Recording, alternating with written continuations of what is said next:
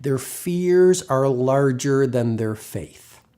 So one of my brain tattoos that I've become very well known for is, no one will believe in you until you believe in you.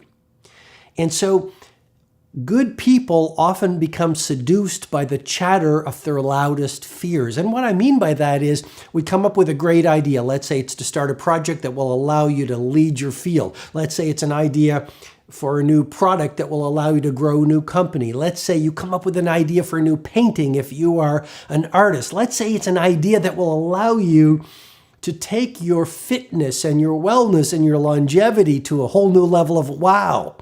And pretty shortly after you come up with the idea, your ego starts screaming. Because we are good in our comfort zones, but the moment we start to go blue ocean around our next level of mastery, our fears come up because we're going out into the unknown. It's human. You know, if you were to look at the psychobiology of it and you were to study the pure biology of it, there's a term called homeostasis. Human beings are hardwired for a steady state. And that kept us alive. So literally our heart beats around the same amount, the 72 beats per minute, and our blood pressure is within a small bandwidth. And that allows us to survive. But what happens is when we come up with a new idea and when we see a new opportunity and we start to leave our comfort zones into the zone of the unknown where greatness lives, we get scared. And the true heroes and the true titans and the true masters, those people are not fearless. Those are people who have just practiced walking into their fear and living on the razor's edge consistently to the point where they're comfortable amid their discomfort. And that's the great opportunity for you, not to avoid fear, but to be comfortable in the unknown, to be comfortable when you're terrified. And that really is what the great artists, the great entrepreneurs, the great titans, and the great masters are very good on doing. So the first reason good people lose is their faith is not as strong as their fear. Or to put it a bit more elegantly, their fears are larger than their faith. And so to be tactical for you, how do you build more faith? Well, you do what you're frightened to do. And it's a practice. A great athlete practices every morning. And a great producer practices walking into their fears every single day.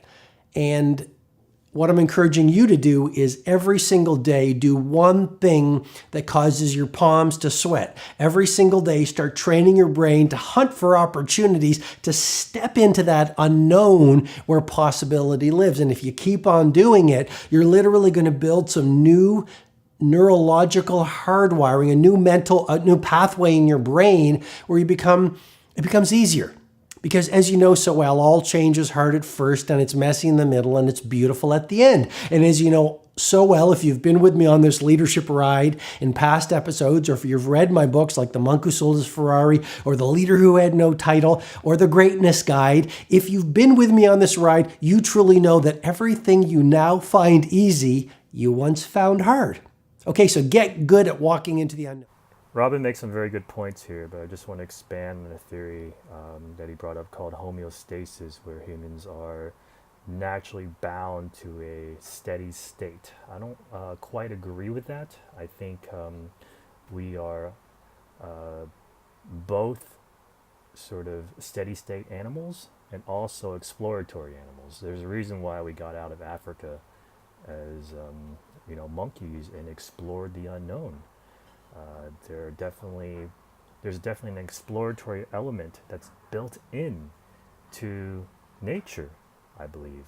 It's not just some people decide to conquer their fears and go out there and explore the unknown of the world. I think it's really something that's innate.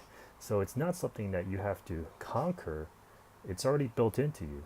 So this is sort of just my take on it. There's obviously a lot of literature in the psychology world based on this, where there's two hemispheres of your brain. One hemisphere is devoted to seeking out prey. Another hemisphere is devoted to sort of preventing predators from attacking you. So we have both instincts. One is to retreat back and stay in this sort of homeostasis sort of field, that's the part of your brain that tells you, I don't want predators.